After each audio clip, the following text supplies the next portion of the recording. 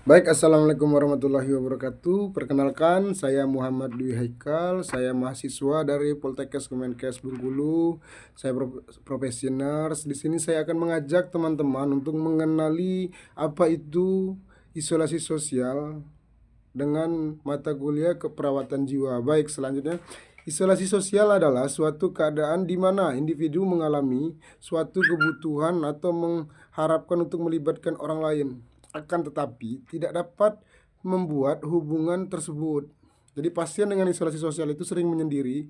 Dia itu mempunyai kebutuhan atau mengharapkan untuk dibantu oleh orang lain, tapi dia itu tidak bisa mengatakan, tidak bisa mendekati dirinya kepada orang lain atau kepada teman-teman, dan seperti itulah. Baik, yang selanjutnya itu dari isolasi sosial itu ada faktor predisposisi dan presipitasi.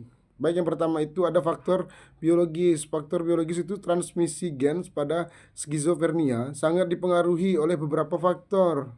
Anak penderita skizofrenia yang diturunkan melalui kembar monozigot maka mengalami kemampuan mengalami skizofrenia sebanyak 50%.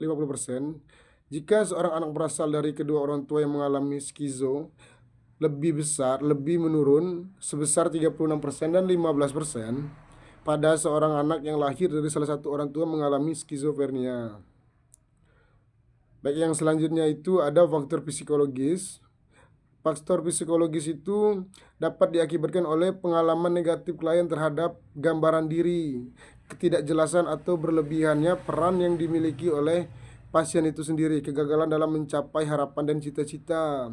Selanjutnya itu ada juga faktor sosial, kultural.